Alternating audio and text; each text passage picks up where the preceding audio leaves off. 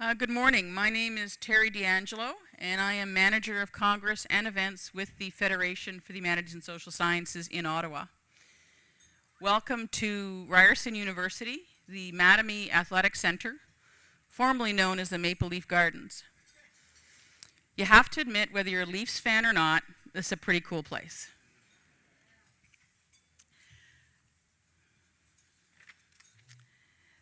This is the 86th year of Congress, and for the first time it is being held at Ryerson University. It will coincide with the 150th anniversary of Canada. I would like to now invite Jean-Marc Mangin, Executive Director of the Federation, to say a few words of welcome. Merci Terry. Et il me fait un grand plaisir de vous accueillir ici ce matin, même un petit malin plaisir comme ancien fan des Canadiens de Montréal. Mais la chose la plus importante, c'est de dire un grand merci à vous tous. Without you, there's no Congress. Whether you've been volunteered or are volunteering in your position, Congress does not happen without you. Congress is a partnership between the Federation and the university, in this case Ryerson, but also with the 70 associations that are going to be taking part of Congress. C'est pas un ménage à 3, c'est un ménage à 70. So let it seep in just a second. And that's uniquely Canadian, to have the largest academic gathering in the country that brings all of these associations from across the disciplines, humanities and social science together.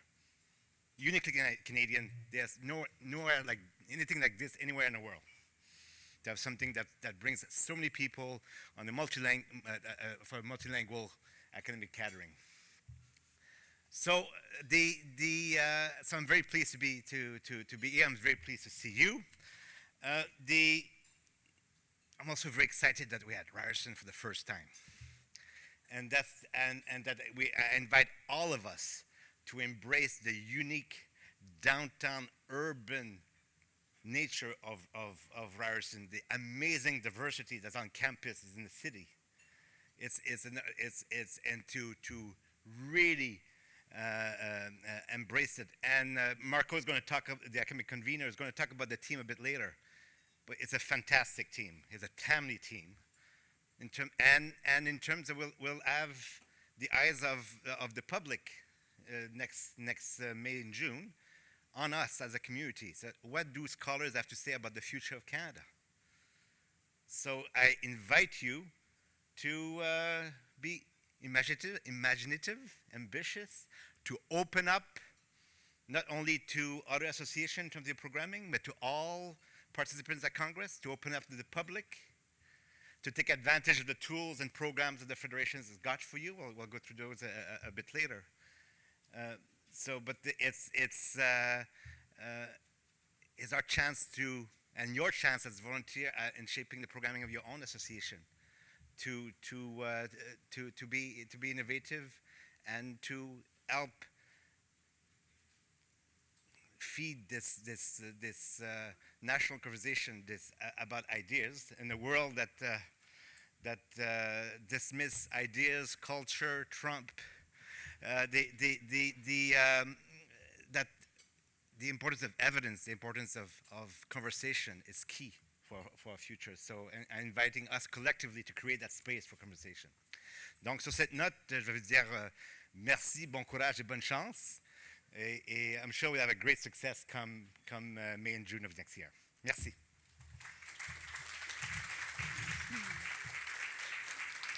Thank you, Jean-Marc. I would now like to invite Pam Sugiman, Dean of Arts, to come forward and welcome you on behalf of Ryerson University.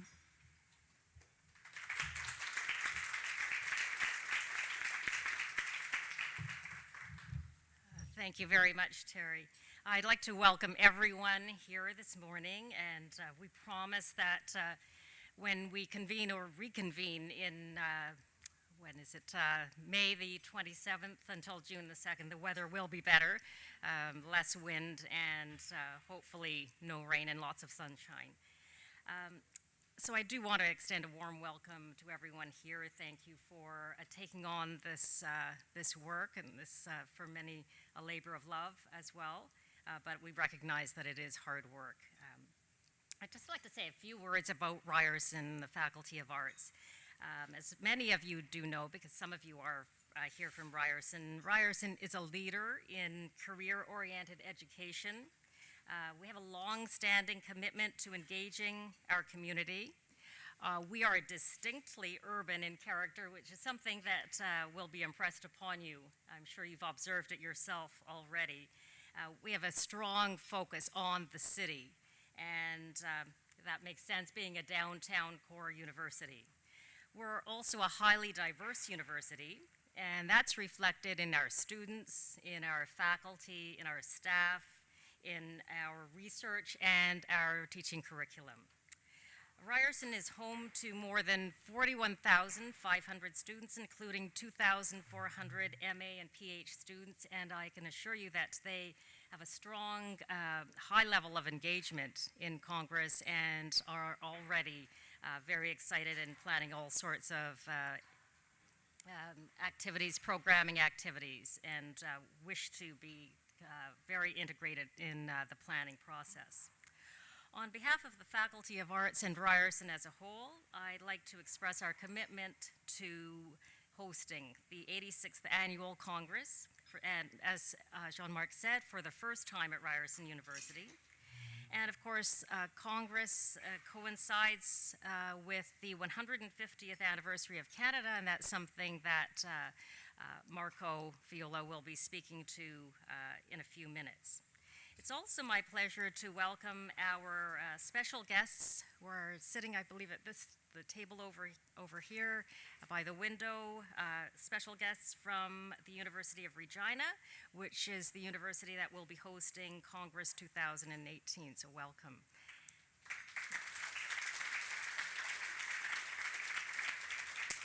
And just as our team learned from Calgary, our colleagues from the University of Regina will be shadowing us here at Ryerson. I'd also like to introduce my friend and colleague, Dr. Patrizia Albanese, and Patrizia will be our interdisciplinary chair, Congress chair. Patrizia and I will be working very closely on planning interdisciplinary plenaries and other events. So, Patrizia.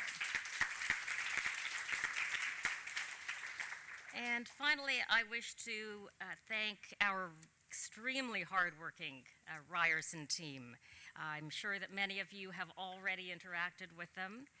There are many, dozens of volunteers, students, and staff, faculty members, but I just want to highlight a few right now.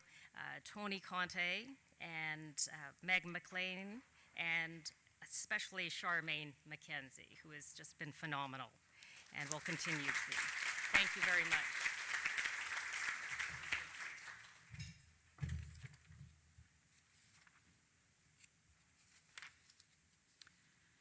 Thank you, Pam.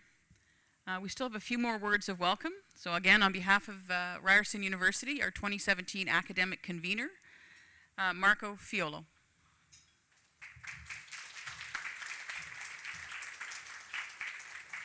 Thanks. I'm not very smart, so I need notes. It'll be helpful. You'll see, otherwise I'll go over the 2 minutes that are given to me. First of all, I'd like to welcome everyone. Bienvenue à tous les représentants, les représentantes. Welcome the Federation. Welcome our colleagues from welcome to our colleagues from Regina as well. I hope that you'll find today a full day, lots of information, lots to take in, and I would also invite you to get to know Ryerson a little bit better if you're not a Ryersonian yet.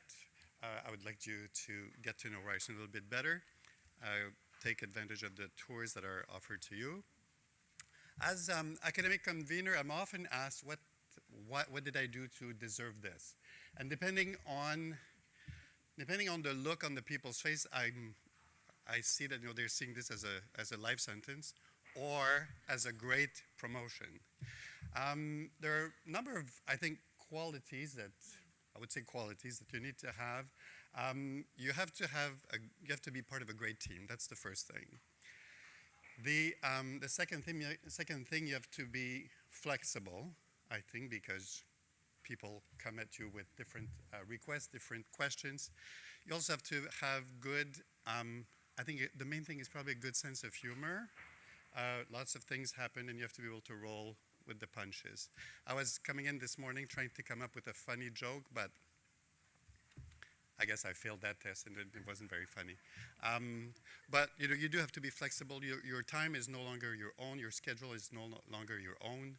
I was going to have renovations done at my house, but I decided to give up on that. I'm just going to have my office repainted, and I'll be much more useful.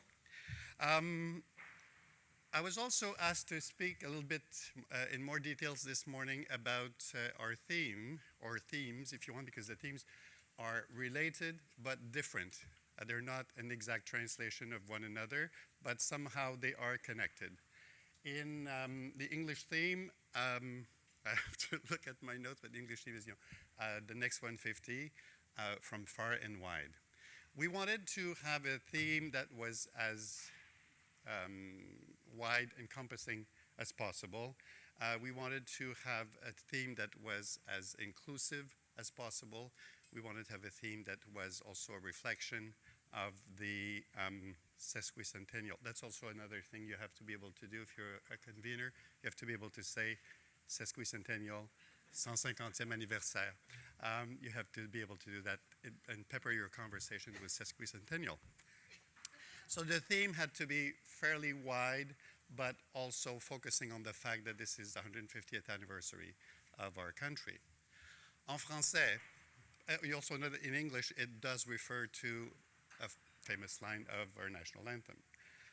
Donc, on est parti de la même idée en français. Nous avons choisi d'avoir un thème qui soit le reflet également de l'hymne national, mais d'aller prendre une autre ligne, d'aller choisir une autre ligne, parce que, comme vous le savez, sans doute, l'hymne national, la version anglaise de l'hymne national n'est pas une traduction de l'original français. C'est simplement une autre chanson qu'on a, d'autres paroles qu'on a mises sur la même musique. Mais il y a quand même une ligne dans cet hymne national français qui nous a frappés. Donc, l'épopée d'une histoire, lorsqu'on fait référence au mot épopée, on pense, bon, bien entendu, la définition, étant linguiste de formation, la définition du mot épopée, c'est un long poème. Donc, l'histoire de notre pays, c'est un long poème. Et c'est un long poème auquel, aussi un long poème qui reste encore à terminer, un long poème inachevé. Donc, cette ligne-là, c'est une invitation à venir participer à ce congrès et à voir un peu, nous retourner, voir un peu ce qui s'est passé durant les 150 dernières années et avant, mais avec un regard tourné vers l'avenir. In conclusion, I would really like you to take some time out of this busy schedule to get to know Ryerson a little bit better. You'll see that the theme from far and wide is an invitation to be part of something that is bigger than what we are. We also see that you'll realize that Ryerson is very much part of the urban structure. It's very difficult to say where does Ryerson start and where does the city end. So please make the most of this visit today and get to know Ryerson, get to know us a little bit better. And we're certainly looking forward to hosting you and your associations next year in May and June. Thank you very much. Merci.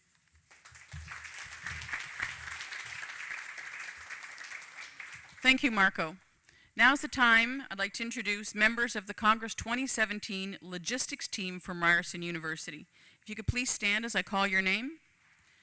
Charmaine McKenzie, Operation Lead. Meg McLean, Planning and Volunteer Coordinator. Zira Shaw, Event Assistant. The newest member of the team, as in starting today, Julia McCann, Logistics Coordinator. These are your fellow colleagues that will be working tirelessly to make Congress a success both for your associations and for the university. And now I'd like to also introduce members of the Federation located in Ottawa that are here today. I would ask that you stand as I call your name. Ann Miller, Director of Corporate and Congress Services. Gary Sreenivasan, Director of Policy and Programs. Nicola Katz, Manager of Communications. Donna Liliev, Congress Administrative Officer and Congress Registrar. Lindsay Denbor, Event Planner, Congress Logistics. Ashley Craven, Event Planner, Expo. And me, Manager of Congress. The last of the introductions is a big team here from Ryerson, representing the university operational departments. Most of them are here today, and if you could stand as I call your name, and I'm sorry if I mispronounce, I did my best. There's a huge contingent here. We've been meeting with them for the last 2 days, going through all the elements of Congress, getting them prepared, exchanging questions, answers, lessons learned. So Heather Willis, Accessibility. Mike McDonald, Murad Michael, Sean Cairns are with AVIT Media Services. Catherine Moore, Kim Watts, Mike Stewart, Child Minding and Day Camp. Garth Poppleton, Facilities and Maintenance. Greg Fiorito, Finance Committee. Gita Ramasamy, Malcolm Afonso, Chef Roderick, Rory Gallagher, Sylvania Babakian, all with Food Services and Catering. Dan Berger, Stefania Simonetta are here with the Mattamy Center. Ian Cruikshank, on-campus accommodations. Kelly Abraham, Printing Bookstore. Danielle Paquette, Jill D'Agostino, Tanya Poppleton, all with security. Linda Burton, Tourism Toronto. Vulu Kokolakis, University Business Services. Sandra Kerr, Volunteer Recruitment and Coordinator.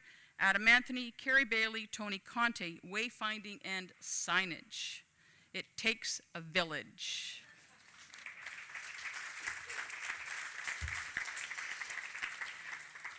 And certainly last but not least, we are also fortunate, as we discussed earlier, to have representatives from the University of Regina, our host for Congress 2018. If you could raise your hand or stand, Dr. Andre Magnan, your academic convener for 2018. Patty Niebergall, your project manager. Dr. Tom Chase, the provost. Work has already started between the Federation and the University of Regina in preparation for Congress 2018. It's only 21 months away. Welcome and thank you for traveling to Toronto. So here we go. You can follow along in your planning guide as we go through the presentation this morning. Feel free to take notes, ask questions. As this presentation is being videotaped, we need to capture the audio of your questions so that the video can include all aspects of the presentation and be used as a reference for you later on and for those individuals who couldn't be here today. So my colleague Ashley has a microphone, and if you have a question at any point in the presentation, raise your hand and she will rush over to you so we can record the question. Okay, not to worry, you're not beyond the video, just your voice. At the end of the planning meeting in the next few days, the video and your planning guide will also be posted on the Congress 2017 website, so if you need extra copies. The planning guide in front of you is a step-by-step guide to organizing your association's conference at Congress. Pulling together over 70 association conferences under the Congress umbrella requires that everyone involved follow the same schedule to register, book rooms, order AV, catering, etc. This guide will explain when and how to complete each task in order to make the most out of Congress. Just follow the checklist on the inside front cover, refer to the appropriate pages, and learn more. As well as if you need additional copies of the planning guide, a PDF version will be posted on the Congress website and will be available for download. And in the end, if you need assistance, and we all do, we're always available to help.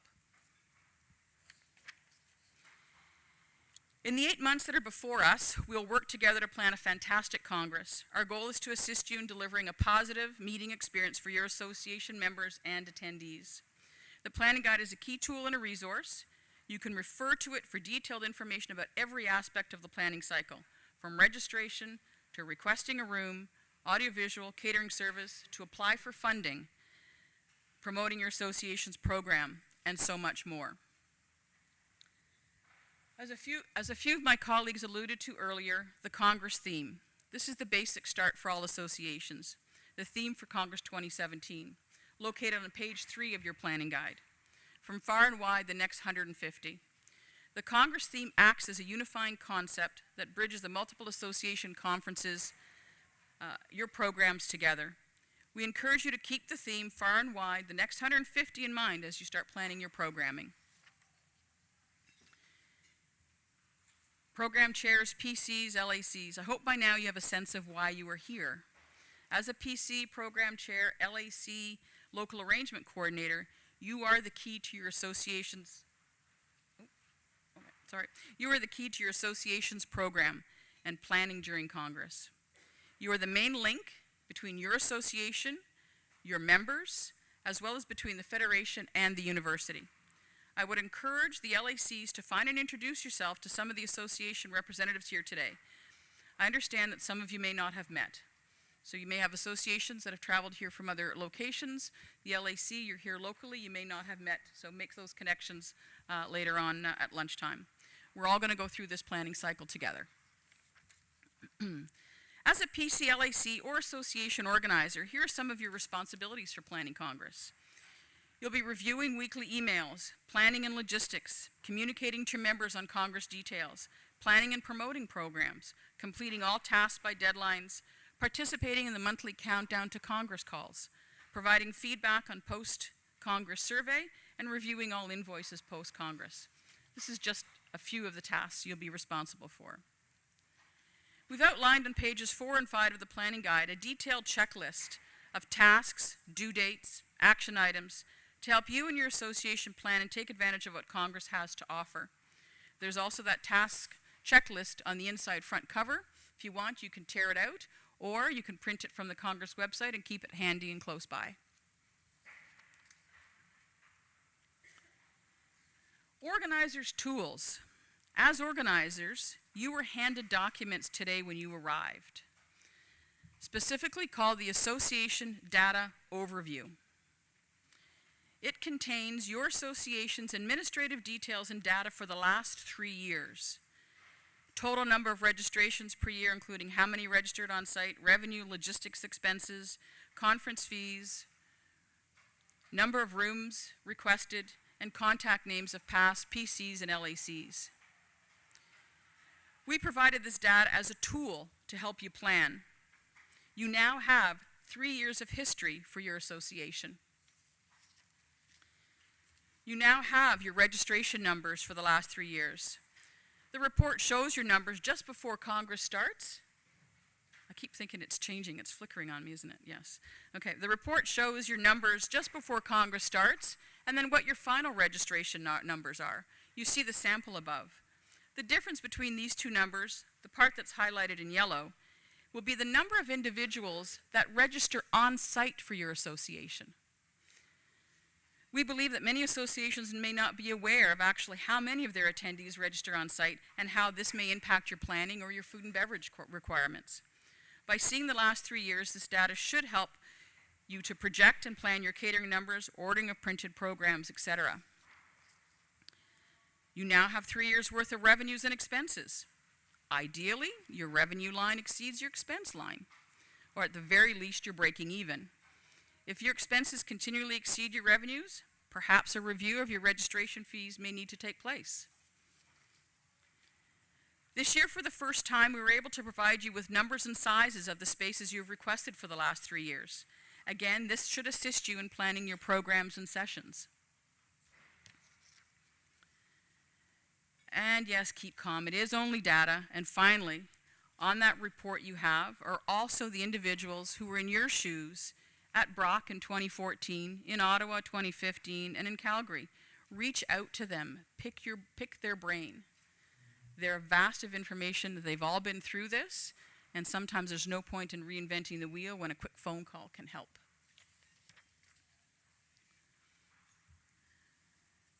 Other organizers' tools, the Congress 2017 website. It's both for organizers and attendees. This year we've created an organizers portal. No login is needed. The portal is located in the top right-hand corner of the 2017 website. Here we've organized many of the tools, documents, logos, and resources you will be using throughout the course of your planning. The website is updated often, so you have to go back every day, every week There's so much that gets loaded, and so much information will be communicated in the weekly emails. Through the organizer's portal, you'll be able to access the Congress request system, download tools, guides, forms, Congress logos, review the planning cycle, key dates, details on the countdown to Congress meetings, find links to programming and amenities and services, watch the planning meeting video to review items you may have missed.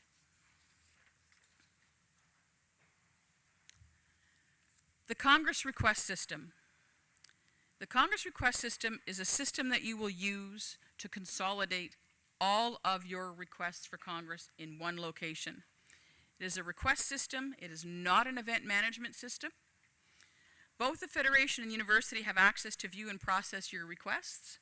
It does not keep any data from previous years.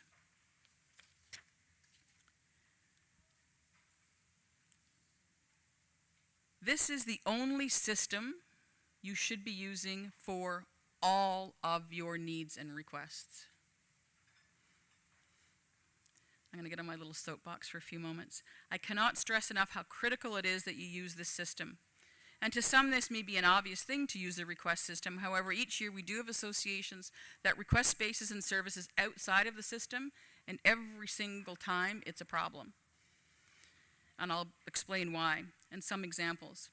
During Congress 2013, we had association book a departmental room for one of their conference programs. The room was not part of the inventory of dedicated classrooms that are identified by the university. When a group arrived for their session, the audiovisual console in the room was locked. When they called for support and identified their location, there was no staff scheduled for that location that was located across campus. In fact, the building was never part of any operational services or plan. While this system consolidates all of your requests into one system, it also feeds all of your information to all of the university operating departments, custodial, security, audiovisual, catering. Based on the information in that system, it's what team members that you meet this morning, that you've met this morning, will schedule their staff to help execute Congress and help the associations and help attendees. The Congress team, that's where we pull everything from. So a lot of you may be familiar with your campus and may know everybody. It's different for Congress. Put everything in that system. That's where we pull everything. No separate side emails. I can't emphasize it enough. And if we can do that, it's just slicker for everyone. The Congress team and the university and the Federation will not be able to support your conference events if your requests have not been made through the Congress request system. In order to deliver services to your associations, requests must be listed in this system. It is where and how and the only way all of your requirements should be tracked.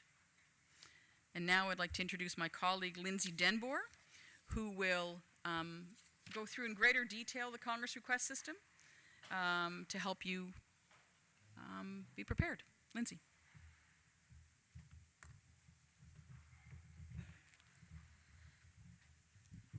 I'm a little shorter, so I'm just going to adjust this minute. I'll just give you some of the technical details and run through the visuals so when you get into the system, you can see what's going on. Almost every task that you need to complete for Congress is in there. You can see on the list on the PowerPoints, but it's also on page 7 of your planning guide. If there's little numbers, it will tell you exactly which location to go to for which task. You can see the association conference fees, hiring an association assistant, making room requests, pulling reports, both registration, catering, AV, all of that's in the system there. And this year, even the picture you have in your planning guide, we've made a few minor changes, so it's a little bit different on the screen here than you see in your guide. Not too different. There's 5 sections there. The top section is your information on your association. You'll have access to your Congress account number there. The expected attendance we know from your information, both past and what you may have given us, will show up there. Whether you're a Federation member or not, it will say that. And that's just to help you so that you know there's some forms you may see in your planning guide that if you're not a member wouldn't apply, so they will not show up there, just so you know that. and also your conference dates are there. Below that is the reports section, the forms section, and the instructions section. In the reports is both catering, AV, rooms, and the registration reports are all in there. The next section in the middle is the forms. All of the forms that you can access in the system are there. And then beside that is just an instructions section that will list any notes that the Congress team will have for you. That'll be updated regularly, so if you're in there, you see something different, you might want to just check what we've listed there. And then the bottom of that is the requests for rooms, catering, and AV, and we'll touch on all of these sections as we go through the next slides. At the top there, at the green bar, I'll just mention that. At the top there, you can actually edit your profile. And when you do that, you'll see this screen here. Just update your contact information. That way, when you're in the system, we know that it's you in the system with your profile. If your email has changed or your last name, if you've gotten married, anything like that can be managed there.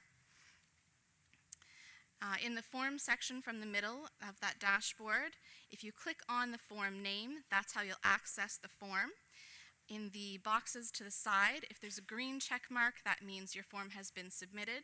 If there's an orange shading, it means the form has been saved but not submitted, which means we won't have access to that information yet. So you want to make sure if you see any orange boxes, you need to go back through, hit submit, and then we'll have access to your data. And at the bottom there, new this year, we'll have access to the two external forms. There's an open event listing form and a conference details form. So if you're in the request system, you'll be able to access those two external forms directly from the system. So to see a sample of one of the forms, this year we've done a little bit of changes as well if you've been in there before. On the left-hand side, you'll see the actual form, all of the fields that you'll need to fill out. And on the right-hand side, there'll be an instructions sidebar. We'll give you step-by-step of how to fill out the form. It also will list the deadline that you have for that form and the planning guide reference. So if you're looking there and you need some background information of what that form is, any of the sort of policies or procedures, you can reference that planning guide page. It will tell you the section. And also you'll see the red PDF download button. If you need to download those instructions, you want a copy with you in front of your screen, you're not looking at the sidebar, you can do that and print that off. So back on the dashboard, that bottom section, the rooms, catering, AV, those forms act a little bit differently. So you can see on the screen here that it's a large listing of all of your rooms that will be there. When you first get in, it will look blank, and the blue arrow that you see is where you would add a room. And then once the room is allocated, you can see the yellow arrow and the highlight there. That will list your allocated room, and that's when you know that the catering and AV you'll be able to access. And that's the red and green arrow, or orange and green arrow, sorry, my colors aren't looking so good, are on those. So you can click on the equipment and AV to access the request for that, or the catering button to access requests for that, and it's specific to each room. So if you're looking to make room reservation or catering or AV reservations for that room, you will click on the button for the one for that room. If it's the room below, then click on the button in that line. So when you're in the room request, it will look something like on your screen here. We want you to enter as much detail as possible. Some of the form fields in that are not necessarily final details. It's just to give us an idea of what you're looking for in that room, so we can make things the best allocation possible that we can get for you at the university. And I'm sure Terry will go into a little bit more detail when she talks about the rooms. And the catering AV request will look something like this. This one particularly is the equipment and AV. When you're in the room, catering and AV, it's all part of the same form. Each of the blue bars you see there, if you click on them, will open that part of the form. And the forms itself are drop-down boxes. You can see the yellow arrows will list all of the items, either all of the catering items or all of the AV items that you are available to book. Just click on any of the ones you want, hit submit. If you need to look at the full catering or AV menu and you don't have it handy, In the bottom right corner, you can see with the green arrow there, you'll have access to either the catering and AV menu, if that's the form you're in, or the catering menu, if that's the form you're in, or the equipment and AV menu, if that's the form you're in. And on the right sidebar for these forms, if you see the red arrow there, it's actually a summary of all of your room information. You'll be able to see the room details, the expected attendance, and any of the orders you've already made for that room. So you can see in the form on your screen there, this particular room has a basic AV package already there, and you can see the cost that would be associated with it. And back on the dashboard in that report section, you can see there's a number of reports you can access. There's a PDF report that will show all of the specific requests for that room. It will have all of your rooms together, but they'll be ordered by room. And then a number of Excel reports that you can download, specifically all of the catering, all of the AV, anything of like kind, or any of the requests in total for the all request form. And then the registration forms will show at the bottom, and that will be all your numbers current when registration opens in January.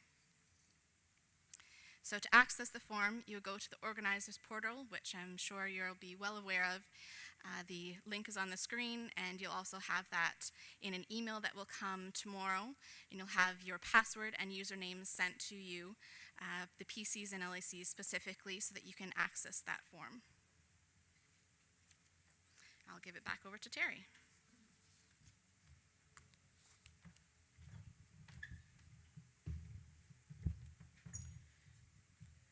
It seems like it's an awful lot of information we're throwing at you. Rest assured, we will coach you along the way through all of this, step by step, so you don't have to stress too much. And how we're going to be doing this is through weekly emails.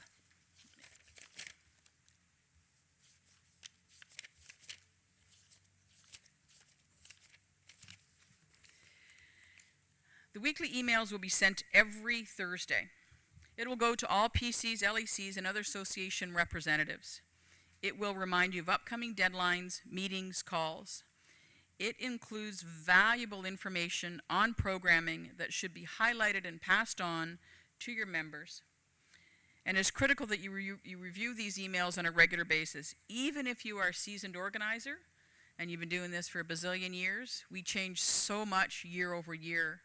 It's really important you take a look at the emails. It would be wise that once you return to your offices that you have your IT teams whitelist these email addresses. You would not want to miss out on any of these emails. While tomorrow is Friday, you can expect, as Lindsay said, to receive 2 emails, the first of Congress 2017. One will be your first set of tasks and their deadlines, and the second will be your login and password details for the Congress request system. After that, you will be able to expect weekly emails every Thursday up until Congress. If you're not receiving them, if you don't get anything tomorrow, if you don't get anything next Thursday, please let us know. Another planning tool that was initiated by Brock University during Congress 2014 was the monthly countdown to Congress calls.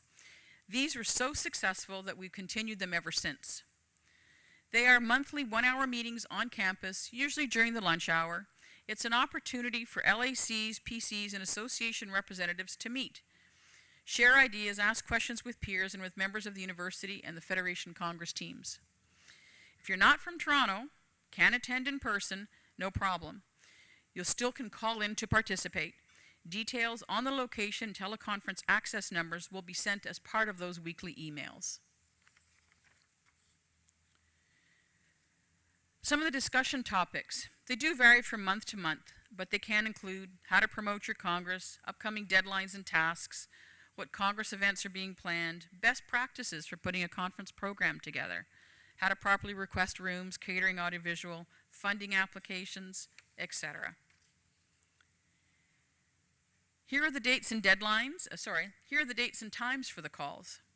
They're also listed in your planning guide on page 8, and you will receive reminders with the room allocation, as well as the call-in numbers should you not be able to attend in person. As I said, they take place over the lunchtime, don't last any more than an hour. Throughout the presentation today in your planning guide, you'll see quotes from past PC's LAC organizers that we've captured and we'll be sharing with you, and some of their recommendations and things that they liked through the planning cycle. So you'll see some thought bubbles as we go through the process. Associations. On page 9 and 10 of your guide is the conference and is the official list of participating associations. I'd ask that you please take a moment to ensure that all the dates listed in this planning guide are complete and accurate and are indicative of the dates that you will be on campus. If there are any errors or updates, please ensure that you see Donna at the end of this presentation. Donna is sitting right here at the table. This schedule in the planning guide is used for the sole purpose of ensuring a balance of associations during the week at Congress. The R on this schedule represents the date your association has been allocated for the President's reception. The President reception is hosted by the President of Ryerson University. And they are a long-standing tradition at Congress and an excellent networking opportunity. We ask that you please identify in your own association website and in your conference program the day that has been allocated for your association to attend a President's reception. By doing so will allow your attendees the opportunity to network with delegates from across a variety of disciplines. Ryerson University is keen to showcase themselves during these receptions and look forward to welcoming all of you. The President's receptions during Congress 2017 will be located here in the Coca-Cola Court in the Mattamy Athletic Center. And they take place from 5 p.m. to 7 p.m. During Congress 2017, we have 70 associations. We're estimating 9,000 attendees. Check your association conference dates. Are they correct? We need to know. Check the date for your President's reception and include it in your program.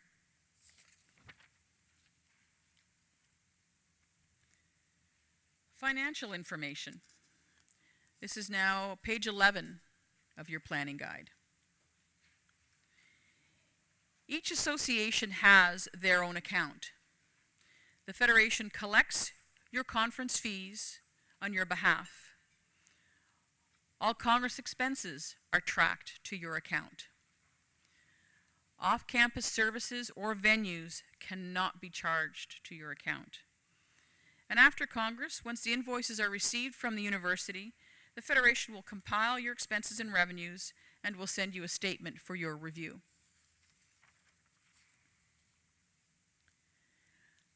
Signing authority. Only individuals that you identify on the association signing authority form in the Congress request system will be given authority to charge to your association's account for the purpose of Congress. Items such as catering costs, rental of audiovisual, photocopying, printing services, bar services, Congress help. So please keep that in mind when you're assigning the names of those individuals, because they will carry on through the entire Congress process.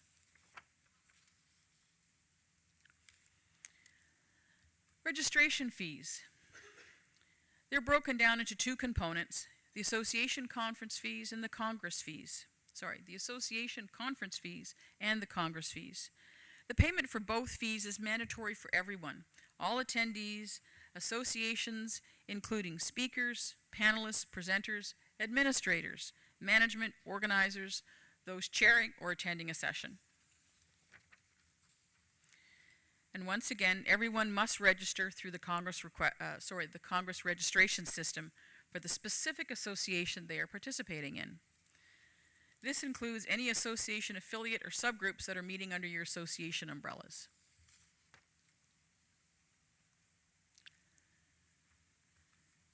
It is important to clarify that most associations do regularly monitor the registration list to ensure that everyone is supposed to be registered does and is.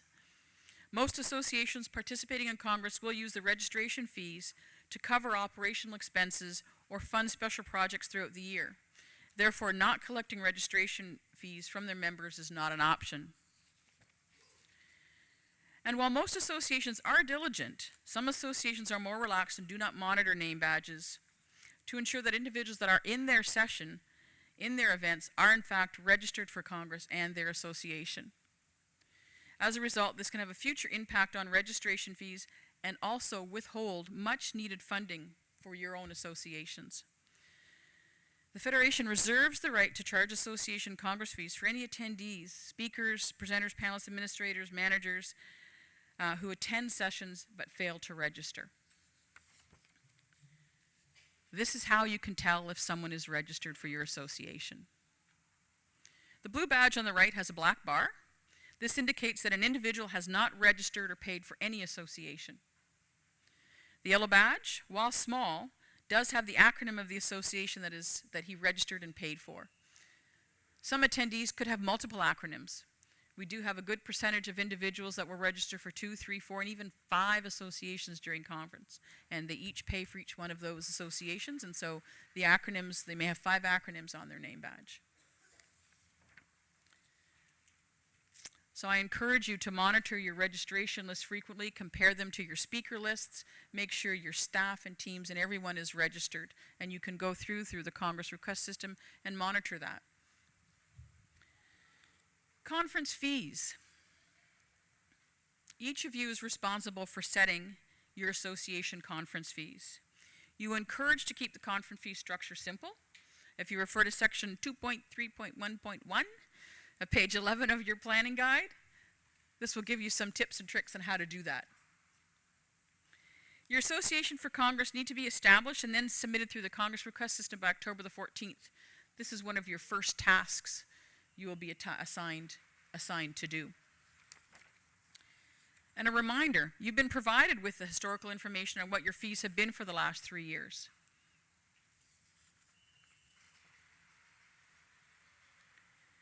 When setting your fees, ensure that all your costs are covered in your association's conference budget. Catering, audiovisual, banquet, speaker costs, special event, off-site venues, programming, printing costs, etc. You've received all of your events for the last 3 years' expenses and revenues. Make sure that when you're doing your budget that you factor in all of your expenses. When doing your registration numbers provided for your history for the last 3 years, you'll also be able to forecast what your anticipated revenues could be. Just make sure you take time to factor in all those elements. And once registration opens in January, you'll not be able to add any additional registration categories. So think about it now. If you've got member, non-member, and you've got basic fees and you're fine, and you decide, wow, I want to put in a banquet, and it's January 29th, and I want to charge $50 for that banquet, registration is already open. Once it's open, you can't backtrack. You already have attendees in the system. So keep in mind now, from now in the next few weeks, you think about all the different aspects that you want to charge fees for registration fees, and make sure that it's well thought out and priced accordingly. The only registration system that can be used for conference is the Congress registration system. Congress attendees register once when they register and pay for Congress. The use of commercial external registration systems sign-up programs is prohibitive. We've experienced over the last few years different associations using different systems and different sign-up mechanisms. Attendees are used to registering for once, and then that's it. It's very confusing to attendees to think, geez, there's a separate sign-up for this, but I thought I was registered for that. So ensure you factor that in when you're planning your sessions. The only exception to using different software is the call for paper or similar software that you use for managing your association programs. Hence, it's not a registration system, it's a call for paper system. Your association conference fees don't include your association membership fees. Each year we do get those inquiries from attendees thinking, oh, I paid registration fees. Most of you, when you approve different speakers, they have to be members of your association in order to present. And so a lot of times your attendees will get confused if I paid my membership, I thought that included Congress fees. So just so you know, Registration fees for Congress don't include membership fees. They're done separately within your association. And it's not connected to any of your membership systems. And it's your responsibility to check your registration list to verify membership status. Congress fees for Congress 2017 are set by the Federation and will be confirmed mid-November. And you'll be notified through one of the weekly emails when they are set. It's not that far away. Congress registration opens in January. We have early bird dates, pretty much the same every year, March 31st. Registration fees increase after, Congress registration fees increase after March 31st. We usually see quite an influx in registration and activity to the Congress website in and around this time. Some of the highest volume of traffic is when registration launches in January. We encourage everyone to register online. It's safe, it's secure. I know there are individuals that don't like to put their credit card number in an online system and hit send. But as crazy as it sounds, they'll put their credit card number in an email and hit send. And that is far less secure than putting it into a secured registration system, or put it on a form and fax it in so it sits on a photocopier. So keep that in mind. Online is the much safest way. It's instantaneous. You get a confirmation email. So please encourage your members to use online. We're now on page 13 of the guide. Through the Congress request system, you can log in, keep track of your attendees who have registered once registration opens in January. As we talked earlier, reports are available for download. And remember, the Congress registration system is not connected to your databases. So yes, there is some manual checking involved to make sure that the people that registered for member or non-member are in fact member and non-member. Complimentary passes. Member associations of the Federation receive complimentary registration for a limited number of people. The number of passes granted to each member association is based on the number of registered attendees at the previous Congress. Each association, you have the discretion to allocate the complimentary passes as you see fit.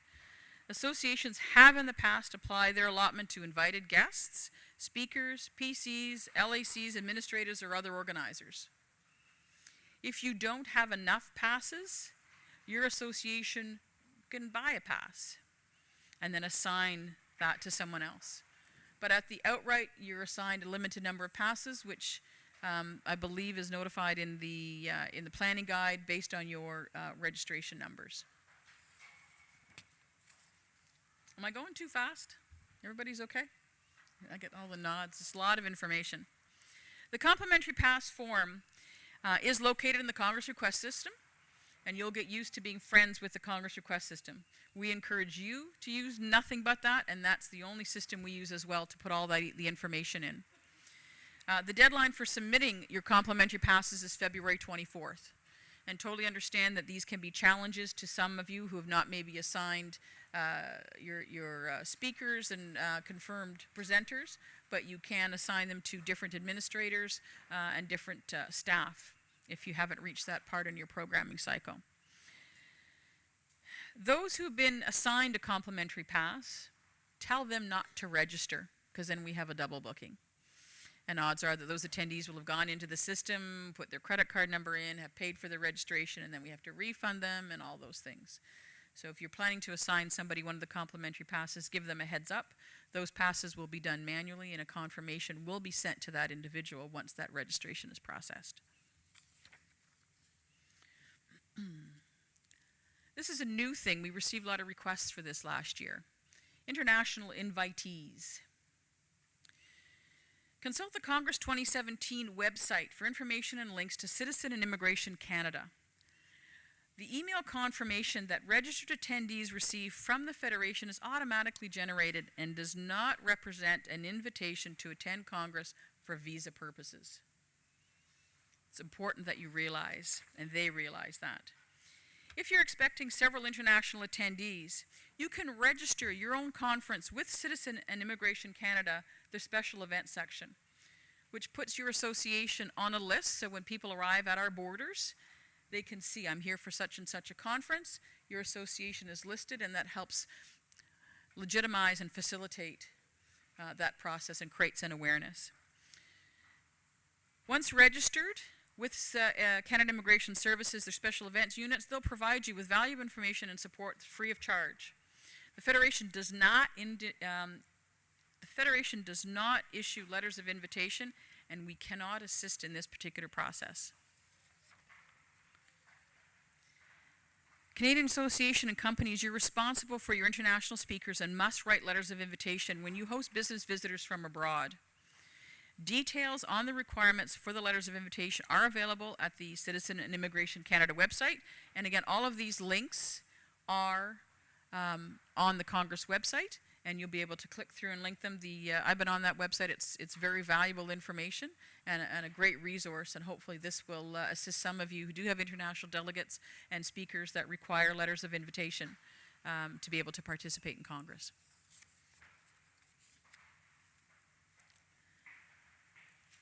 Requesting meeting space. This is one of your major deliverables. Deadline to submit all of your requests for space is November 10. And again, remember, you've also been provided with your room requests for the last 3 years that you can use as a guideline. You'll see those room requests indicates the number and size of the spaces that you have used that you requested the last 3 years. So as some of you, most of you are newbies this year, this should be able to assist you in your planning. And again, you can always use your previous PCs and LACs as a resource to call and find out how they manage the process. You're responsible for submitting a room request for each meeting space for each day your association requires space on campus. This includes plenary, executive meetings, board meetings, breakouts, workshops, receptions, banquets, poster sessions, evening events, and other occasions that are taking place on campus. Anything event you need that needs a space must go in that request system.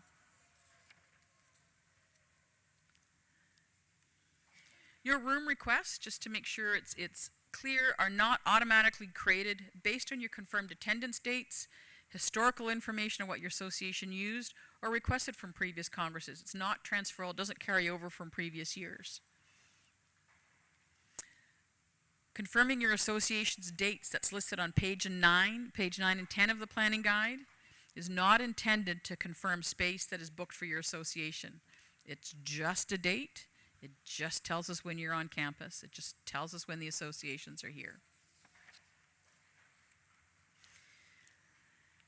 Every effort is made to accommodate special and specific requests. However, there is no guarantee that an association will receive specific rooms, spaces, or locations on campus. Factors such as your existing infrastructure here at Ryerson and efficient use of campus space are considered when assigning spaces. It is a big, big, big job. It takes months to take all of the requests and build the puzzle. And your logistics team with Charmaine at the lead, they'll be the ones doing it. So the more information you can put in on those special requests and specific spaces, the better. Doesn't mean you'll get it. It just means they will do the best they can with the inventory that's available at the university.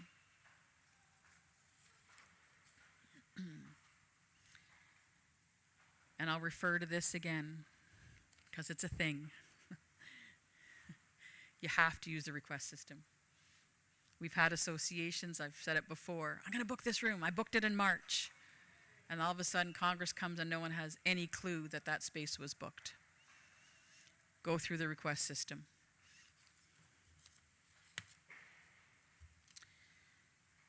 As of tomorrow, Friday, September 30th, you can start submitting your requests for meeting spaces.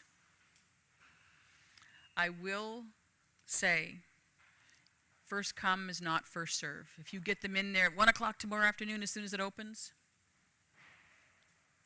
it's a puzzle. Great, you've got them in, you're done, check it off your list. It doesn't mean honest and transparent. You need to know, yeah, it doesn't mean you get what you look for. It's just the beginning of the process. All of your requests have to be completed by the 10th of November. There are helpful hints on requesting your spaces that can be found on page 15 of your planning guide. We've provided a long list of tips and tricks. It's useful information that can save you time when going through the process of requesting rooms. It would be well worth the time to read it prior to starting this process. Room allocations will be confirmed through the Congress request system by February the 13th. Once you have your confirmation of room allocations, it is recommended that someone from your association physically visit the room so that you can see the layout, size, setup options before you start your audiovisual and additional furnishings request. Reminder that there are also a number of reports available in the Congress request system available for download. Once the room allocation is completed in February, you'll be able to start the process for requesting audiovisual and catering. As of February the 24th, you will be responsible for submitting these requests again through the Congress request system. This will include equipment that is already built into the classrooms, as well as any other special equipment that will need to be brought in. A bit of a note, once your rooms are assigned, and you go back into the system to start the audiovisual task, the basic audiovisual package is already tagged to each of your room requests. This system is defaulted to do this as a time-saving measure. 95% of the audiovisual used by associations for Congress is the basic AV package. So when you put that in, it's defaulted in there, so you don't have to go in and add it all manually. The disclaimer is that if you, by chance, you don't need audiovisual, you have to uncheck that box. If you don't need that package, you have to go in. It's a lot easier to uncheck a handful than trying to put in 50 different requests for all your different meeting spaces.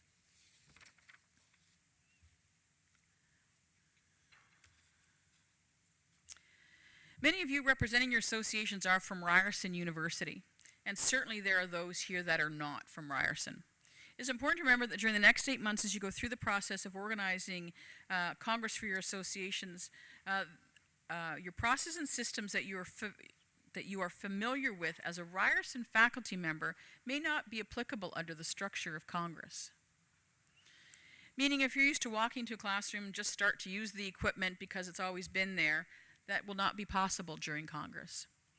So it's critical that if you plan to use any computer equipment, consoles, the front of the room that happen to be built into the room, not including desk chairs and whiteboards and those kinds of things, you must still order the audiovisual equipment. If it's not ordered, the consoles are locked. So you have to keep that in mind. So processes that you'd usually use here on campus completely change when we start getting into the Congress infrastructure.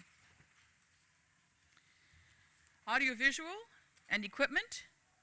I'll get, and catering menus, I'll get Charmaine McKenzie to come up to speak to that for a little bit. Charmaine?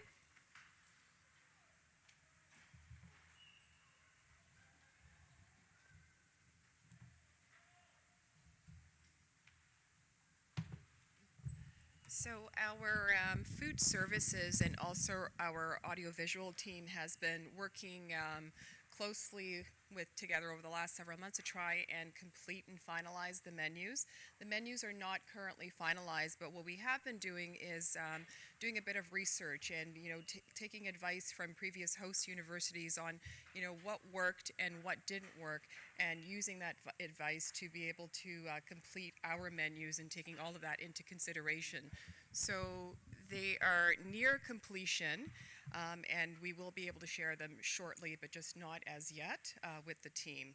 And also, I just want to mention, as Terry mentioned, it is quite a bit of work ahead of you, but Julia McCann, our logistics coordinator, and our full Ryerson team, we're all here to support you and work with you over the next 8 months to ensure that your meetings, your events, they all run smoothly and that they are successful.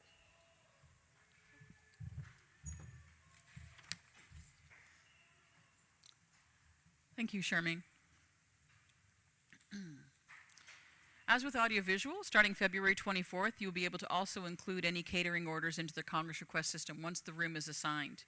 So your session will be booked into the system, you'll have a room tagged to that thing, and then you'll be able to apply catering and audiovisual to that particular room. I can't stress enough that you must use the university food service provider. Can't order outside catering. We've had situations during previous congresses where associations will use a completely other external catering provider for their events on campus. This can't take place. By doing so, could compromise binding agreements between your university and your food services provider. If you're looking for specific food or items on the Congress menus, please ensure that you share these with us. From the request system, we can certainly see the more popular items year over year, and we try to repeat them in various forms for future Congresses. But if there's something you would like to see and it's not listed, let us know. Quite possibly, there are other colleagues that want the exact same thing. If you're wanting to do something different, reach out. During one Congress, we had an association rent a barbecue for an association for an event. However, the university was unaware. There was tremendous risk involved with no fire extinguishers, fire bans in progress. Had the university been made aware, it would not have been a problem. Just certain conditions and risk mitigation needed to take place. So just be transparent and open, and then it just makes it so much simpler for everyone to manage everyone's expectations on site. Helpful hints. Page 17 of the planning guide will provide a whole bunch of helpful hints with regards to catering requests. Lots of reading and ideas there for you. And on that note, when we get to, I'm kind of jumping ahead to post-Congress, but when you all receive the post-Congress PC and LAC survey, if you have tips and tricks, please share them, because we'll share them. We'll put them in the planning guide. We don't walk a mile in your shoes, you don't walk a mile in our shoes, and the more information we can share with future hosts, with future organizers, you'll be on the tips and tricks list. Association greeting table. The greeting table is situated near the main meeting space for your association. It can be used to distribute your program and other materials, as well as a location for your members to connect, for reporters, journalists, to find information about your association. You have to ask for it. You must request. Every association is eligible for a table and chairs, but if you don't request it, they don't magically appear. The university does not have an inventory of skirted 6-foot tables ready for any asking. Therefore, they need to rent them. The more details you can provide on what equipment you need, such as tables for greeting of your members, disbursement of programs, the better. This may be the time you may want to reach out to your predecessors and ask them how they use tables. Tables is a thing at Congress. 6-foot tables is a thing. University of Ottawa, little anecdote, 7 o'clock in the morning, they put 75 tables out. By 10 o'clock in the morning, 47 of them were missing. Your coffee break, catering services are going out with your food order for your coffee break, and the table is gone. So you're outside your classroom, oh look, there's a table, let's bring it over here. Can't do that. You gotta ask for it. Any tables you see in the hallway are already earmarked and accounted for somebody. So if you need a table, you want a little welcoming table, registration table, there's a form for that, fill it out. On the reverse, if you don't want a table, fill it out as well. It's a bit of a transparency thing, so if all of a sudden you need a table on site, not that we can't help, it may take longer if you said, no, I don't need one, and then decide on site you need one, it may just take a little bit extra time to get it to you. But tables is a thing at Congress, and your past hosts will certainly tell you that. So while you're on site, don't take the tables.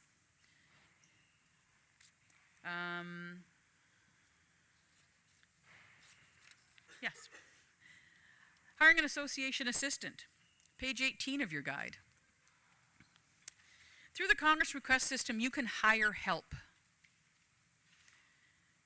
The Federation facilitates this process. $12 an hour is minimum wage. The cost is deducted from your association account post-Congress. You can hire multiple assistants. If you need a bunch of volunteers to do running around, putting kids together, sitting at your registration table, you're not limited to one. And again, there's a form for that.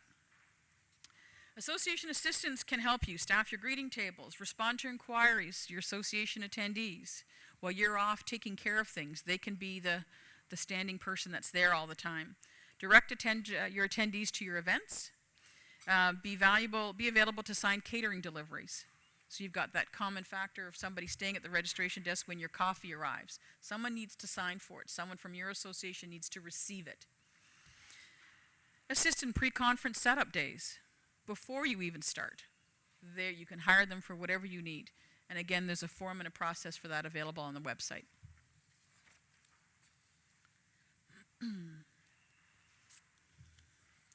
If you've ordered a table, it will be listed in the Congress Essentials Guide. That's handed out to every Congress attendee. So if you have previous guides, you look at the book and it'll say in the back where you're located. We use that information. When your attendees arrive at registration and where is Acute, where is CSSE? They're in blah, blah, blah building near room 107, that's where the table is. If you're not there to greet them, then you have your members wandering around. If you've moved your table, you have members wandering around. You may have media and journalists, because we send them to that table, wandering around looking for one of your researchers if you're not there. So keep that in mind, your placement of your tables, and if you choose to move it to maybe another classroom around the corner, the domino effect and the impact of doing so.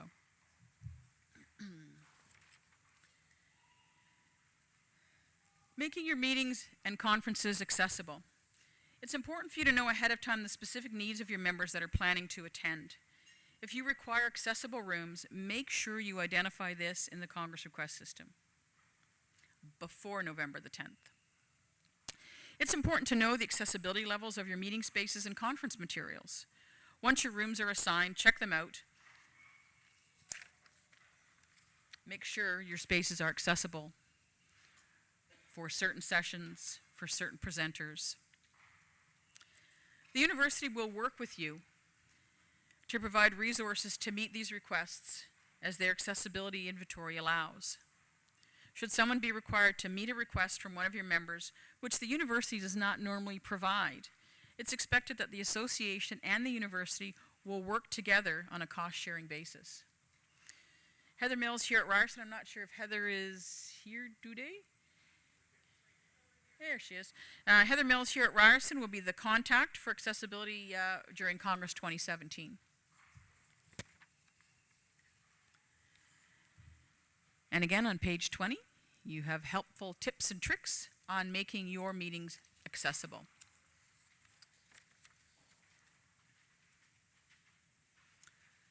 On site at Congress. When you arrive on site, the help and support doesn't end. We're there to help. If you visit the Solutions Desk, when you arrive at registration in the Congress Hub, Madame E Athletic Center is the Congress Hub and where registration will take place. And you'll identify yourself as a PCLAC. An organizer's package will be ready for you and include information about managing your conference on site, including telephone number of the Congress 2017 helpline.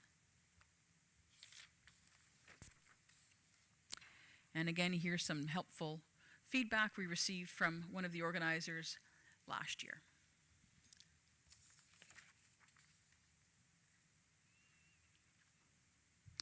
Shipping materials. If you're planning to have items shipped to the university, please notify the Congress logistics teams at the university. There are guidelines on shipping and must be directed to central locations. Again, if you're familiar with campus, what might be your traditional shipping instructions may not be the same for Congress. You'll be provided with the shipping instructions, and if you require special assistance on site, it needs to be communicated ahead of time. During Congress 2016, we did have an association ship materials on a pallet. that required a pallet jack at the last moment and was not aware. So there was delay in getting their information to where it needed to be. So if you got a big crate or pallet or something coming that needs special forklift or something, follow through and communicate what possible challenges might be. As you can appreciate on a campus located in downtown Toronto, could be some challenges on getting a pallet from one end of campus to the other.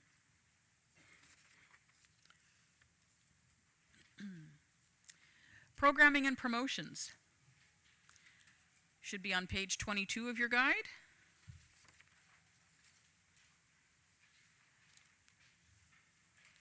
Part of what we ask you is to send us your membership mailing list.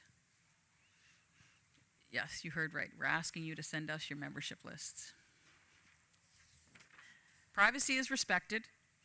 It's for the sole purpose of distributing information regarding Congress 2017, such as which associations are coming to Congress, how to register, keynote speakers, other events of interest to all attendees, local tourist attractions, travel and accommodation information. We will provide you with a template to upload your membership list to. Your association conference details. This is a form that is used to gather information that will be published on each association page on the Congress 2017 website. Each association participating in Congress gets a page. And as much information as you send us is what we upload to that page. You don't send us information, we can't post anything. It's used to gather information. This form is used to gather information that's published on your page on the 2017 website.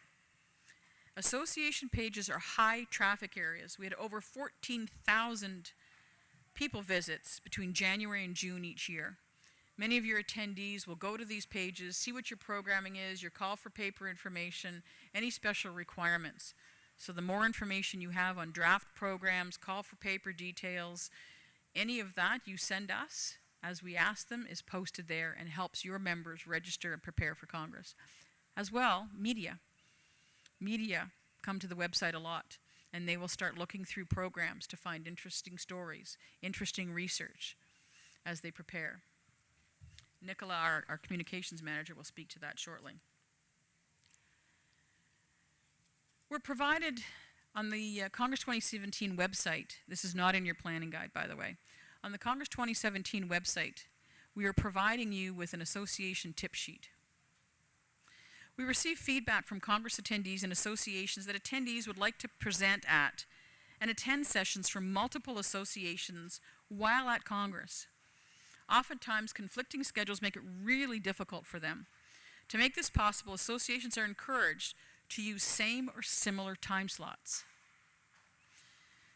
as other associations that are planning the program. So if you're all starting at the same time and all ending at the same time and your coffee breaks are all at the same time, then it makes it easy for people, for attendees who register to multiple associations to make it to something in time, to get to a big thinking lecture, to get to an interdisciplinary session.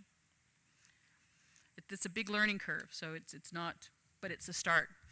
Using these time slots makes it easier to take full advantage of networking opportunities available and to navigate Congress as a whole, but also allow you to easily co-host joint sessions if everyone's all on the same time slots.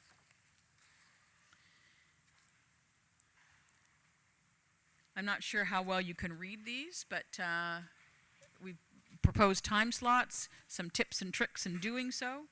It's not an exact science, but certainly will help you go through that process. Again, feedback. This is from registered attendees, not just PCs and LACs, but this is feedback we receive from regular attendees on why collaborating and scheduling all at the same time is beneficial. There's more. There's lots more. It's a fairly common thread when we go through the post-Congress surveys of how they would like to take advantage of more things that Congress has to offer. And we understand that a lot of the attendees are there for your association, and some don't want to go to anything else but their own.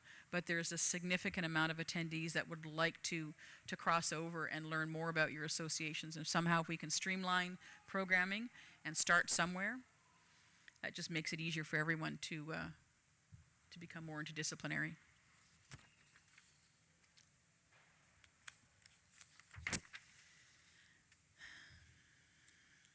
Preliminary and final programs. Congress attendees, we talked earlier, media representatives, scholarly publishers, that's another one. A lot of the exhibitors we have at Congress often search your conference programs ahead of time in preparation for Congress. Ensuring that we have the most up-to-date program for your association's conference program can greatly enhance the experience of your attendees. Doesn't have to be the final one. It's not a make-work project, so don't make something up. When we send an email saying, send us your program, if it's not ready, it's not ready. If you've got a confirmed speaker, if you've got, I won't throw a name out there, but if you've got a key speaker confirmed, send it to us. Let us know.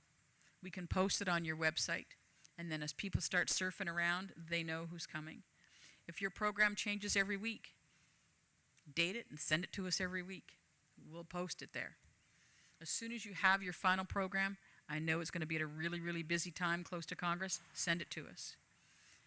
At every single Congress, every morning, we send out workers to go to your greeting tables to pick up the most recent program. We never get your final programs. And that's a general term, but we need to get the final. Just hit send really quick. It's very, very helpful to your attendees and to our media teams. Your open events. Any association, any of you that would like to open one or more of your events to all attendees must complete the open event listing form for each session you want to make open. It's a great way to attract Congress attendees that would not normally attend your conference. Only official participating associations that are listed in the guide in section 2.1 of the planning guide are eligible to submit these forms. Additional fees, separate registration forms, or sign-up process can't be used for these events. It's basically you're making an open house for a certain session for a certain part of the program. These open events will appear in the online calendar of events and also in the Congress Essentials Guide, if submitted by the deadline. And a bit of a word on the Congress Essentials Guide. Every year we prepare a guide. We hand it out to everyone. Every year attendees will pick up the guide looking for your program. The Congress Guide that we give out at registration is a listing of open events only.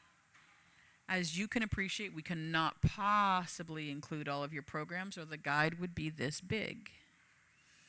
And we don't get them in time to print them, even if we wanted to make it this big. So that's what the Congress Essentials Guide is. So any events that you make open, there's a listing, so everybody that picks one up can go to it. Funding. Page 23. We have two funds. The International Keynote Speakers Support Fund. The application deadline is in a few weeks, November the 18th. And the Aid for Interdisciplinary Sessions Fund. Application is due on January the 27th. You can apply online, again through the organizer's portal. Associations officially participating in Congress 2017 and those that are members of the Federation are eligible to apply.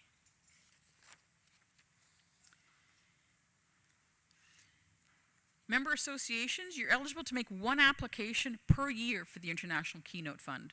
So if you have multiple plenary sessions and multiple international speakers, you can only apply for one of them.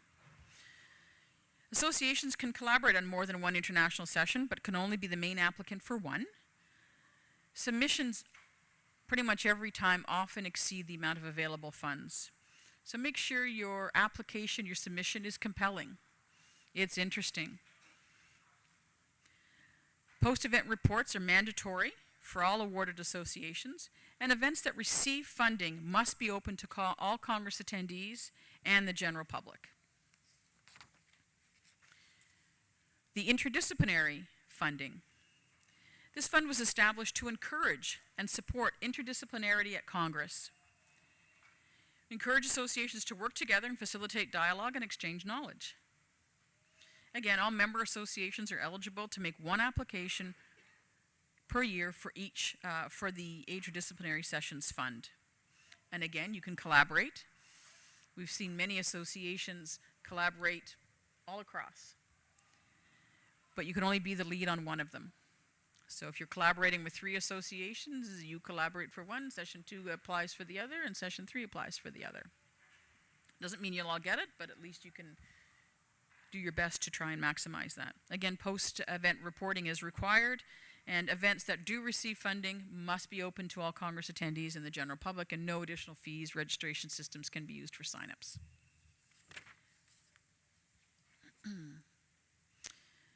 Congress programming. Congress is a meeting of meetings. We've got a group of over 70 scholarly associations holding their annual conference on the campus with support from the Federation and the host university. During that 1 week, association members come together, test ideas, give and receive feedback, network with peers and partners across disciplines. The Congress program is thus essentially a mosaic of all that is happening on the university campus that week. Congress consists of 3 main elements as far as programming is concerned: your association conferences, association open events, and Federation, university, and partner events. Association conferences, the access level is limited to association conferences that are only open to those who register and pay for that association. Association open events, the access level for that are open to all registered attendees or the general public.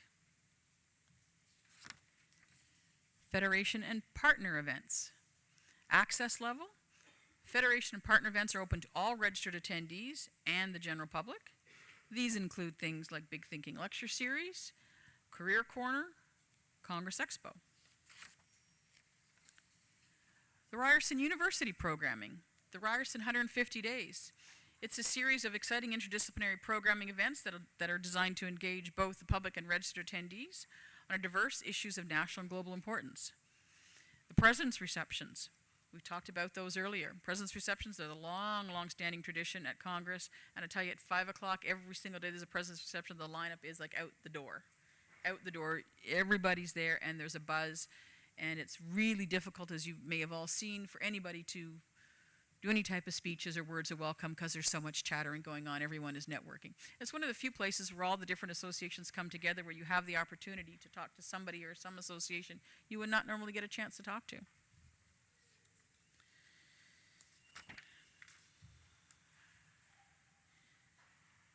We have some speakers already confirmed for the Big Thinking Lecture Series lineup. Some of the dates are not yet assigned, but here's a sample of the speakers that are confirmed to date. John Roston Saul, Wade Davis, Tracy Lindbergh in Conversation, and I'm not going to be able to pronounce that name, Matali Okalik, I'm not sure if that's correct, Aja Monet, Jocelyn Tourneau in Conversation with Adrienne Lebrun. This is just a sample of what is confirmed. There's more to come. Again, go back to the Congress website, Big Thinking. As the dates and time slots become finalized with each of these presenters, you will be able to take this information and embed it into your program. If you follow the structure that we gave you of putting all the same time slots, all the same, embedding a lecture, sometimes of great caliber, will be of great benefit to some of your associations, and scheduling them accordingly will allow your members to attend. It'd be awesome if you could allow an hour and a half lunch break in your schedule. And I know you guys are all trying to cram as much as you can into your time slots, but one of the key things that everyone comes to Congress for is to network. It's critical that you build time in to network. As crazy as it sounds, building 45-minute coffee breaks. Your people come from all across the country. Let them talk. They want that opportunity. The Big Thinking Lecture Series is made possible by the support of the host university and series sponsors. It's not supported by funds generated through any registration system. I think it's important to know that it's completely not funded by any of the registration funds that come from the attendees or from you. Again, here's another thought bubble and some feedback we received from one of the attendees. And this is also listed in your guide.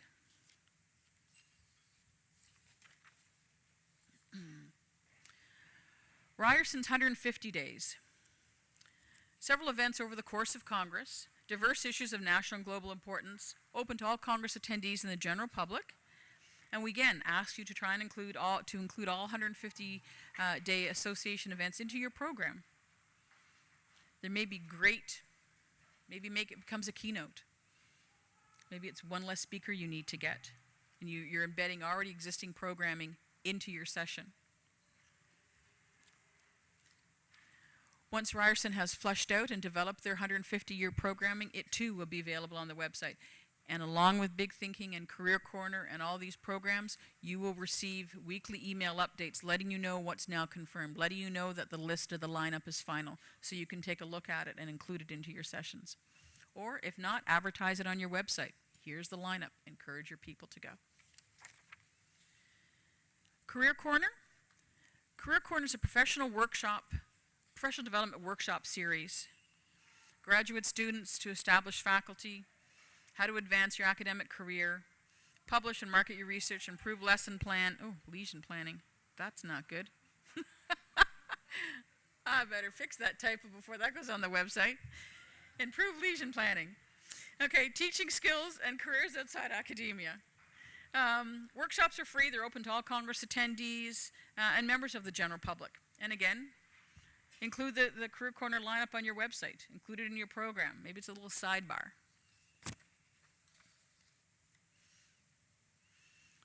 We've talked about this a few times. President's receptions. Lineups at food stations, lineups at the bars, chatter, chatter, chatter, go well beyond 7 o'clock at night. They're a great Congress institution, and list those in your guide as well and encourage your attendees to go on their designated night. You're not restricted to just that night. However, there is one drink ticket that's allocated to you that you can use on your designated night.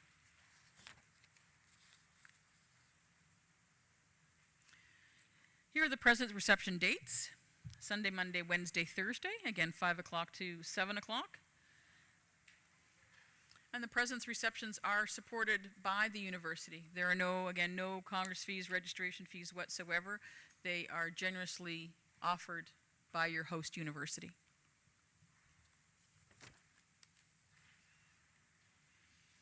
Congress Expo. Congress Expo will be located here in this building with registration and the information center. In addition to the 50-plus scholarly publishers, Expo also hosts programming, book launches, various other presentations and events.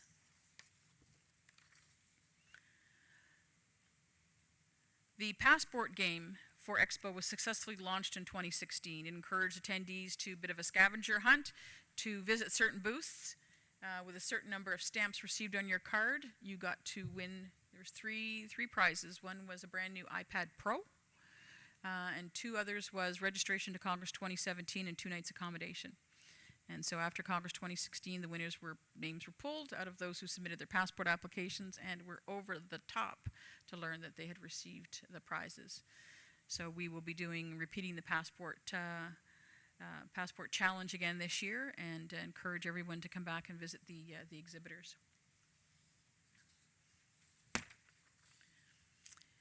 We're always looking for new exhibitors, and every year we have a new group. I'm going to use a new group of recruits that come in as association organizers. If there's something you'd like to see in Expo, you have a contact. It can be a technology that works in academia, academic software, hardware, vendors, research center, think tanks, funding agencies, service providers that all your peers may use or take advantage of. Let us know. Send us an email, flip us an email, and we'll reach out to them. We'll do that legwork.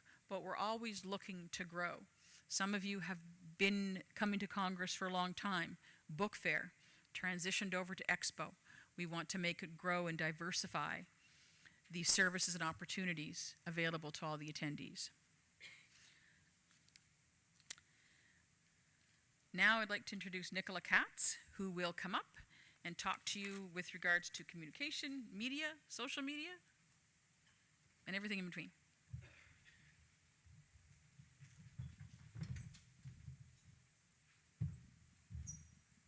Thank you, Terry. So I'd like to switch gears a little bit and just take a few minutes to talk about the media outreach and the social media work that we do around Congress and the roles that you as PCs and LACs can have in helping to make that happen and make it work well. You may actually be wondering why we seek media attention around Congress. And the reason is that while Congress represents a wonderful opportunity for researchers to present to colleagues and other academics, it's also a really good chance to share that research with the Canadian public, and the media is the best way to do that. Research stories in the media can serve to celebrate the real-world value of the research that's done in academic settings. Some Congress research can be, in a very powerful way, demonstrating how research and knowledge translates into safeguarding our freedoms and growing our country's prosperity. And media attention serves to increase the visibilities of your members and your associations to the general public, outside academic circles, outside the walls of your institutions. So lots of good reasons for seeking the media attention, and it's a major metric for the Federation as well as for the host university, and we hope to convince you to also make it one of yours.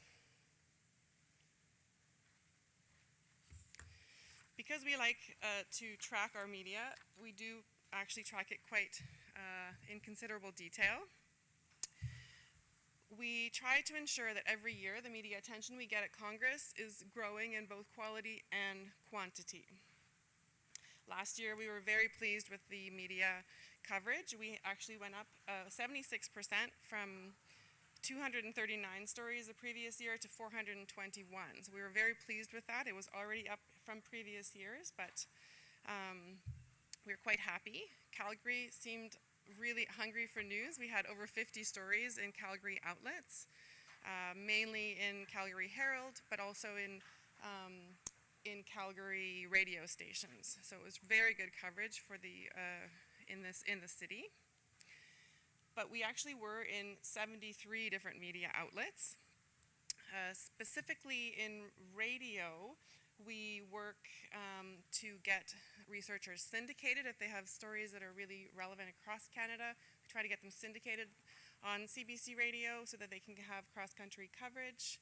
We also tend to focus on shows that are call-in shows with audience participation and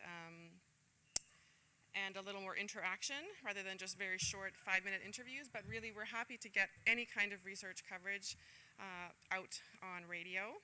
For print media, we actually have a media tour each year. We visit the top outlets, usually in their Toronto offices. That'll be easier this year, given that we're already here. We try to get outlets to give dedicated coverage to Congress. This past year, National Post ran for the 6th year in a row a series called Oh the Humanities, and it's been a very big success. It actually, a story from a couple of years ago, is still their most viewed story ever in the history of the National Post, and that was from Canadian Disabilities Association. It was a very popular story and remains a high visibility story on their site. We get Globe and Mail coverage typically. Last year they did a very good politics piece on us. Maclean's did an assisted dying piece about us. We had several stories in the Toronto Star, including one on the front page. So really we have high ambitions each year, and we were pleased with last year. 119 different researchers were profiled. Given that there are many more than that at Congress, there's lots of room for a lot more. 35 institutions were mentioned. Usually the host institution is in the media the most. Last year, University of Calgary was in 91 media stories, so they were quite pleased with that. And 17 different associations were represented in the media coverage. So, as representatives of associations, you're probably curious which associations get the coverage. So media is interesting. they have an appetite for all kinds of stories. And I thought I would just share with you the top 3 associations from the last 3 years, just out of curiosity, because there are actually 8 different ones, and there's really lots of room for stories from any of them. In 2014, the top association was the Canadian Society for the Study of Religion, with 30 stories. And the runners-up were Canadian Political Science Association and Canadian Sociological Association, each with 15 stories. In 2015, the most coverage was for Women and Gender Studies and Recherche Féministe, with 40 stories. And the runners-up each had 34 stories, and that was the Society for Socialist Studies and the Canadian Disability Studies Association. That was the one that the National Post continues to have high on their list. In 2016, the top story generator was Canadian Political Science Association, and the runners-up were Canadian Law and Society Association with 18 stories and Canadian Population Society with 13 stories. So, really, it's all over the map, and there are stories everywhere. And there are ways that PCs and LACs can help with the media outreach that we already do. First, great association programs. Terry already spoke to this, but we would ask that you really spend some time to ensure your program is the best that it can be. We encourage you, all of you who have a role in pulling together programs, to ensure that each program, but each session also, is written in an impactful way, ideally with a hook, a value proposition, and when possible, a tie to current events and things that are already in the media. And get them to us early, as early as you can, as Terry mentioned. Even draft versions help us get going. If you have VIPs or high-profile keynotes in your session, please let us know. We sometimes don't recognize the names that are more obviously standing out for you. For example, we've had in the past a philosopher that came from Sweden, and we didn't really know that he was coming, but it was somehow on social media generated some buzz, and the New Yorker magazine actually figured out he was coming, and he showed up, the reporter showed up, and that was great. But we didn't know, so we were a little ill-prepared for that there was this high flyer from Sweden coming to speak about superintelligence. So let us know. If you've got sessions on current affairs, events that are currently in the media, that's always a good hook. The media is always interested in a new angle on something that's already being discussed. And finally, if you are doing your own media outreach, please let us know and let us help you cross-promote that. A shout out for CSSE, Canadian Society for the Study of Education. Last year they were great. They provided a short list of 15 researchers they had already pre-triaged and gotten approval to be pushed out to the media. They were media ready, some were media trained, and they also gave us a list of the top researchers in 10 different categories, and the Globe and Mail post-secondary education reporter was so happy to have that sort of list. She said she'll be using it throughout the year for quotes and other story building ideas. So please, those are things that you could do to help us out and help your association. So switching gears from traditional media to social media. We recognize the important role that social media plays now in the scholarly community, and we're active on many different channels. We ask that you, as PCs and LACs, help to work with us on these various channels. First of all, the Congress blog. We have an active Congress blog, and it's a place that you can have your programming profiled well in advance of Congress. It not only informs your attendees, but it can also help media focus in on an issue that's important in your sector. Next, Twitter. That's a very powerful connection tool during Congress. We can retweet you, you can retweet us. It's a very good platform for Congress. I'll actually talk about Twitter a little bit more in a moment. We're active on YouTube, and if you are recording sessions and posting them, let us know. If you're using YouTube Live, we can cross-promote as well. We ourselves record and post all of our big thinking videos, and for example, those 6 from last year had over 4,200 views in the 30 days after they were posted. So there's a lot of traffic coming to the site, and if you have something that you'd like us to help push out, we can do that. We're active on Facebook. We do a Facebook check-in every year at Congress, and we can, again, cross-promote your material as we can on LinkedIn and on Instagram. We don't have our own Instagram account that we maintain, but we can use that Congress hashtag as well, and we encourage you to use Instagram for visuals around Congress and to push out the hashtag as well.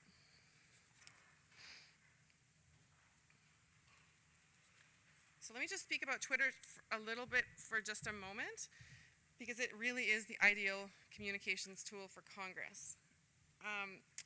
Congress is hectic and busy, and Twitter is a good way to get little messages out and to get conversations started. Last year, Congress trended on Twitter in Alberta for 4 days straight. That did have its downsides for those of you that were there. We had a little bit of a problem there, but in general, trending is a good thing and gets conversations going. So please do follow us on Twitter. We had 17,000 tweets last year, almost 18,000 tweets. Follow the ideas handle, ideas_ed. Use the Congress hashtag. It's bilingual, and it is the same year over year. Please don't add the date to it, because it's harder for us to track, and it makes it longer. It uses up more character spaces. So you can use that. You can use social media to promote your programming. The media is paying attention to Twitter, and it's a good way to get their attention as well as your own members as well. You can use it, for communicating logistics and responding to inquiries, and sometimes we'll even reach out to you when we're trying to find a researcher. It has been a way of contacting a researcher when media is trying to reach out to someone for an interview. We maintain handle and hashtag lists that we'll share with anyone who asks. So we hire tweeters on site, we hire bloggers, we share all of these social media handles with them, with the media that comes into the media room that's on site, and with all of the associations if you would like to be more active on social media.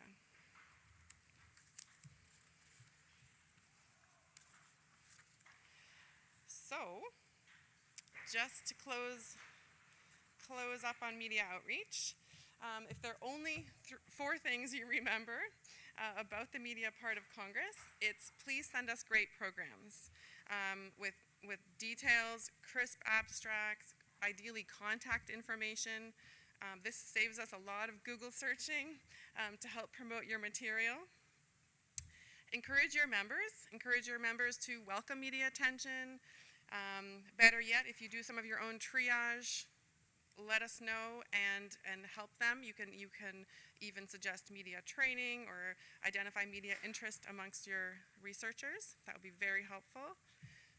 Keep us in the know. Let us know any special stars you've got on your program, or even just a really important issue. It doesn't have to be a big star. A lot of the people who get media attention are actually up and coming, but the issue they're studying is very interesting. And then connect with us on social media, and we can help to cross-promote and draw attention to the researchers in your association and to the interesting programming that you've come up with. And now I turn it back to Terry.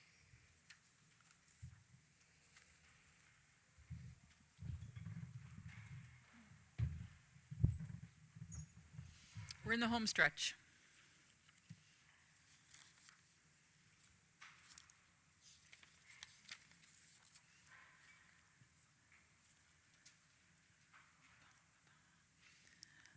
Last and certainly not least, I think in the program today, we've got about a few minutes before we're scheduled to finish. Accommodations. I just want to touch on to accommodations. The Federation has reserved a large number of hotel rooms, all within close proximity to Ryerson. As you can appreciate, there are hotels almost in every corner in downtown Toronto. We work hard to provide you with excellent accommodation options at the best prices and amenities, with room blocks that are booked at each location years in advance. We encourage you to select and your members to select official Congress hotels, as it assists us in negotiating hotel room rates for future years. Please share this information with your members. The Sheraton Centre Toronto is a preferred Congress hotel for Congress 2017, and they have offered an early bird rate and a regular Congress rate. This is new this year for us, something that we're test piloting. Individuals can book up until March the 15th at an early bird rate of $175 for downtown Toronto in May and June, which is a big deal. And then after March 15th, it goes to $195, which is still a great deal for downtown Toronto in May and June. All this information right now is currently posted on the Congress 2017 website, along with the Sheraton and the other 3 or 4 hotels that we've partnered with this year.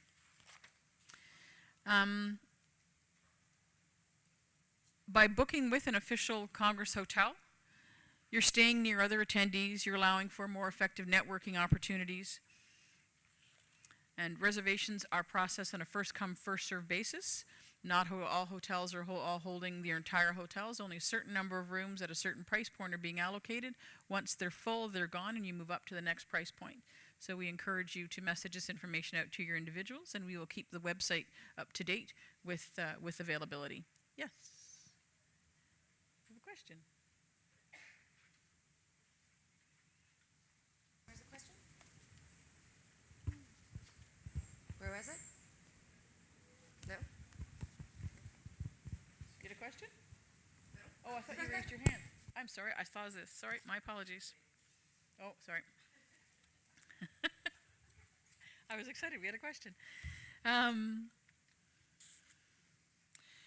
It's important to note we ran through this situation last year. The Federation nor Ryerson University utilizes the service of any housing or accommodation vendor. Don't make arrangements. If somebody phones you and say, oh my God, this hotel is selling out at the last minute, you have to give me your credit card right now and I'll book it for you. Don't do it. Don't do it. Don't make arrangements with or provide credit card information to any vendor who contacts you directly to offer assistance with booking accommodations. Book your accommodations directly with the links and contact information that's provided on the Congress 2017 website. We've seen this all across Canada. We've seen this all across the U.S.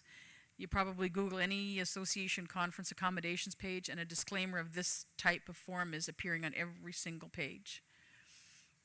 We had an exhibitor last year, unfortunately, got called and said, I'm responsible for booking accommodations for our exhibitors. The 4 Points is selling out. You need to do this now. Where do you want to be? And it was part of an unfortunate situation, and she lost money. So just be mindful of that, because they troll websites looking for this information. Accommodation for... Oh, I'm behind in my slides. Residence accommodation. As with food and beverage and catering, we're in the final stages of working through residence accommodations, and as soon as those elements are available, they will be posted on the Congress 2017 website. They are not yet posted. We're done.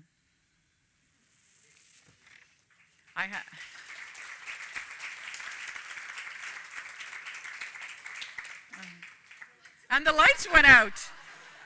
Wow, I couldn't have planned that. That was cool. Questions? It is an awful lot of information. It is an awful lot of information. We go through this with you.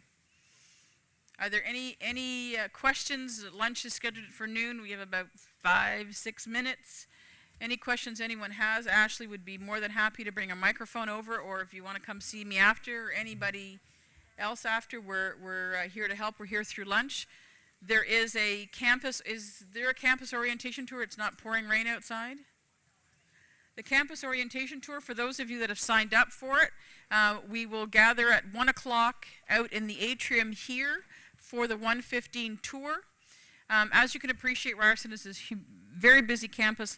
A lot of the spaces that have been allocated, say, for Big Thinking lecture series or different events are booked with classes scheduled. So they will certainly do, that's why we call it an orientation tour this year, as opposed to a real more hardcore tour where you could get into the space.